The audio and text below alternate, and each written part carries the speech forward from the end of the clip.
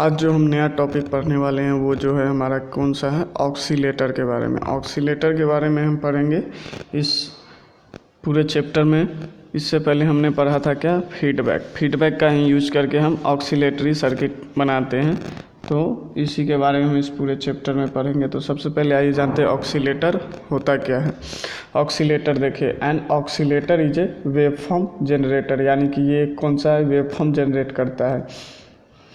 That generates waveform of constant amplitude, और जो ये वेवफॉर्म जो जनरेट करता है वो कौन सा एम्पलीट्यूड में, यानी कि कांस्टेंट एम्पलीट्यूड में। जैसे कि हमें साइनोसॉइडल वेव चाहिए, साइनोसॉइडल वेव में अगर हमें एम्पलीट्यूड चाहिए 10 वोल्ट यानी कि कांस्टेंट चाहिए, तो हम क्या यूज करेंगे, वहाँ पे हम ऑक्सीलेटर यूज करके हम कांस्टेंट एम्पलीट्यूड ले सकते हैं।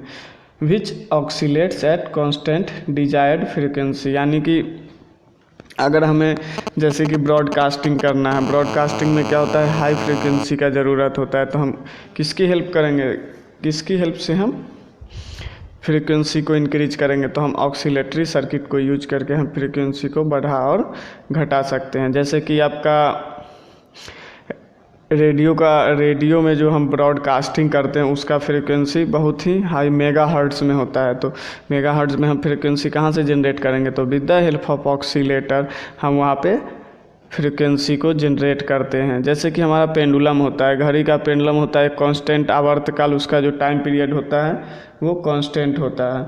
अगर उस टाइम पीरियड को हमें बढ़ाना है तो हम क्या यूज करेंगे, हम ऑक्सीलेटर यूज करेंगे। यानी कि फ्रीक्वेंसी को, जिस फ्रीक्वेंसी पे हमें सिग्नल को ट्रांसमिट करना है, अगर वो फ्रीक्वेंसी चाहिए तो हमें ऑक्सीलेटर के हेल्प से हम फ्रीक्वेंसी को वेरी कर सकते हैं। नेक्स्ट पॉइंट में देखिए, the desire frequency can be obtained by very circuit parameter, यानी कि हम सर्किट पैरामीटर को वेरी करके जो हमें फ्रीक्वेंसी चाहिए वो हम ले सकते हैं। अब कौन सा सर्किट वेरी होगा, या तो एल होगा या सी होगा, या कौन, एल और सी दोनों का कम्बिनेशन होगा। यानी कि इंडक्टर और कैपेसिटर के वेरी करके हम अपना फ्रीक्वेंसी, डिजायर फ्रीक्वेंसी निकाल सकते हैं।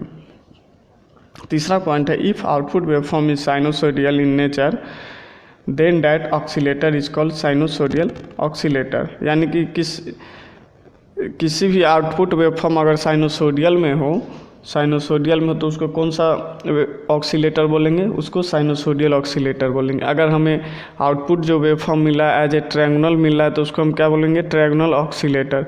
अगर हमें आउटपुट वेवफॉर्म स्क्वायर मिल रहा है तो उसको हम क्या बोलेंगे, square oscillator, square wave oscillator. अब देखिए तीसरा पॉइंट जो है बोल रहा है, oscillator are able to generate the waveform of very high frequency up to gigahertz, यानी कि जो ऑक्सीलेटर है वो क्या करता है, बहुत ही हाई फ्रीक्वेंसी जनरेट करता है up to gigahertz. Oscillator are used in, इसका जो एप्लीकेशन है ऑक्सीलेटर हम कहाँ यूज़ करते हैं आइए देखते हैं। ट्रांसमीटर में इसका यूज़ करते हैं, पीएलसीसी में, प्रोग्रामेबल लॉजिक कंट्रोलर में हम इसका यूज करते हैं। ब्रॉडकास्टिंग, जब हम रेडियो ब्रॉडकास्टिंग, जैसे कि आप लाइव मैच देखते हैं तो उसका एक फ्रीक्वेंसी होता है, एक निश्चित फ्रीक्वेंसी होता है, उसी फ्रीक्वेंसी भी हम लाइव क्रिकेट मैच देखते हैं। फिर स्पेस एप्लीकेशन में भी ऑक्सीलेटर का यूज किया जाता है। स्पेस एप्लीकेशन में क्या, जब हमारा स्पेस में हमारा कोई भी उपग्रह छोड़ा जाता है तो उसकी जगह पे क्या, हम ऑक्सीलेटर का यूज करके उसको भी हम एक फ्रीक्वेंसी देते हैं। उसके बाद फ्रीक्वेंसी मीटर में इसका यूज होता है। फिर वेव एनालाइजर में, यानी कि किस टाइप का वेव यूज है, वेव को एनालिसिस करने में हम इसका ऑक्सीलेटर का यूज करते हैं। अब देखिए oscillator uses positive feedback network, यानी कि ये आपका ऑब्जेक्टिव क्वेश्चन बन सकता है। ऑक्सीलेटर यूजेज फर्स्ट ऑप्शन में रहेगा निगेटिव फीडबैक, सेकेंड में पॉजिटिव फीडबैक, सी में रहेगा both negative and positive, D में रहेगा इनमें से कोई नहीं, यानी कि नन ऑफ दिस। तो आपका क्या हो जाएगा, oscillator uses positive feedback network. अब देखिए oscillator are broadly classified on 3 basis, यानी ऑक्सीलेटर किस 3 बेसिस पे क्लासिफाइड है। पहला जो है frequency range, design principle according to nature of waveform. तो फ्रीक्वेंसी रेंज पे देखिए ऑडियो फ्रीक्वेंसी ऑक्सीलेटर, इसका रेंज जो होता है वो हमारा क्या होता है 20 हर्ट्ज टू 20 किलो हर्ट्ज। ये आप याद कर लीजिएगा, आपके ऑब्जेक्टिव क्वेश्चन में ये आपको रेंज पूछ सकता है। जो ऑडियो फ्रीक्वेंसी ऑक्सीलेटर का जो रेंज होता है वो कितना होता है 20 हर्ट्ज टू 20 किलो हर्ट्ज। अब देखिए रेडियो फ्रीक्वेंसी ऑक्सीलेटर का रेंज कितना होता है 30 kilo hertz to 30 mega hertz. तीसरा है हाई फ्रीक्वेंसी ऑक्सीलेटर, इसका रेंज कितना हो गया 1.5 mega hertz to 30 mega hertz. Very high frequency oscillator, very high frequency oscillator का रेंज कितना है 30 mega hertz to 30 mega hertz to 300 mega hertz. अब देखिए अल्ट्रा फ्रीक्वेंसी ऑक्सीलेटर है 300 mega hertz to 3 giga hertz. Microwave oscillator कितना होता है greater than 3 giga hertz. Main जो हमें इसमें याद करना है वो है ऑडियो फ्रीक्वेंसी ऑक्सीलेटर का, रेडियो फ्रीक्वेंसी ऑक्सीलेटर का और माइक्रोवेव ऑक्सीलेटर का हमें रेंज याद रखना है। अब देखिए एक टॉपिक इसी में आता है रिलैक्सेशन ऑक्सीलेटर होता क्या है। रिलैक्सेशन ऑक्सीलेटर आपके ऑब्जेक्टिव में आ सकता है, ये क्या होता है देखते हैं। These are the oscillator which generates non sinusoidal waveform. जैसे कि हमें तो साइनोसोडियल वेवफॉर्म मिल रहा था सिस्टम से, लेकिन अगर हमें कहीं कहीं क्या होता है कि हमें नॉन साइनोसोडियल वेवफॉर्म की ज़रूरत पड़ती है।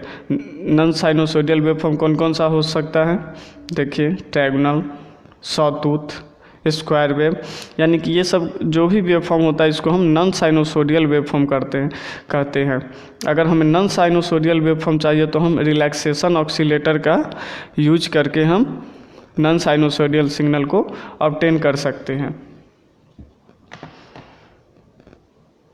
अब जो हम पढ़ेंगे वो पढ़ेंगे block diagram of sine wave oscillator, यानी कि साइन वेव ऑक्सीलेटर में कौन कौन सा एलिमेंट यूज होता है उसके बारे में अब हम पढ़ेंगे।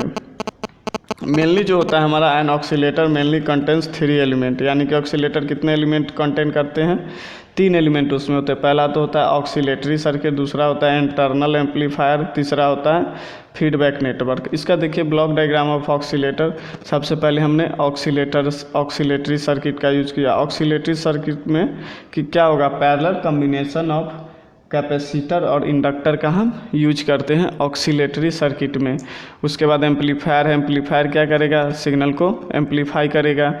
उसके बाद हमें fraction part of output is given to the input of the feedback network, यानी कि आउटपुट का हम थोड़ा सा पार्ट लेके फीडबैक नेटवर्क बीटा को एज ए इनपुट देते हैं और फीडबैक नेटवर्क बीटा हमें आउटपुट देके फिर कहाँ जाता है हमारा एज ए इनपुट में जाता है जो कंपैरेटर है, या इसको हम समर भी बोल सकते हैं।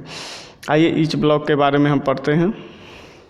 सबसे पहला हमारा है ऑक्सीलेटरी सर्किट। ऑक्सीलेटरी सर्किट क्या होता है, oscillatory circuit contains parallel combination of inductance and capacitance, यानी कि जो हम ऑक्सीलेटरी सर्किट यहाँ पे क्या होगा पैरेलल कॉम्बिनेशन होगा, किसका होगा इंडक्टेंस और कैपेसिटेंस का। अब देखिए इसका जो फ्रीक्वेंसी हम कैसे निकालते हैं उसका फार्मूला है the frequency of oscillation is resonant frequency and is given by. तो रेजोनेंट जो ऑक्सीलेशन का फ्रीक्वेंसी होता है वो कौन सा फ्रीक्वेंसी होता है रेजोनेंट फ्रीक्वेंसी होता है। रेजोनेंट फ्रीक्वेंसी क्या होगा, रेजोनेंस में हम पढ़े थे रेजोनेंस का कंडीशन, वहाँ पे क्या होता है कैपेसिटिव रिएक्टेंस और इंडक्टिव रिएक्टेंस आपस में एनर्जी को एक्सचेंज करते हैं, यानी कि XC = XL।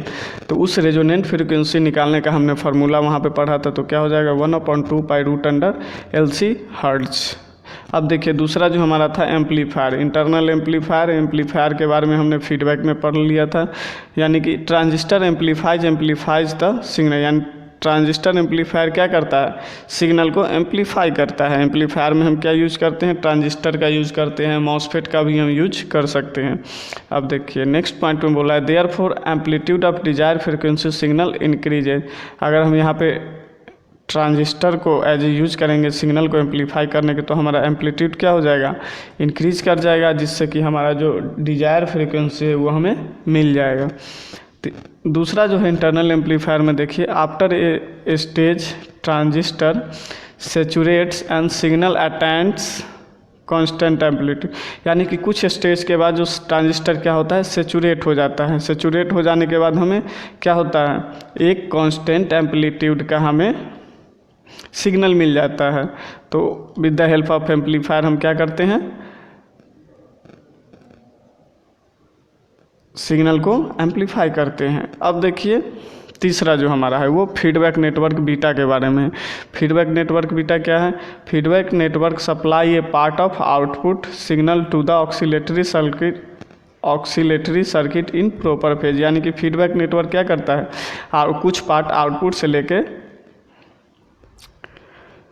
Feedback network beta में देता है, और बीटा जो है एक प्रॉपर आउटपुट सिग्नल देता है एज ए इनपुट, किसको, जो इनपुट हमारा समर जो कंपैरेटर है उसको देता है। Oscillator uses positive feedback network, यानी कि ऑक्सीलेटर कौन सा यूज करता है। तो आज हमने पढ़ा था बेसिक ऑफ ऑक्सीलेटर क्या होता है और block diagram of oscillator. Thank you.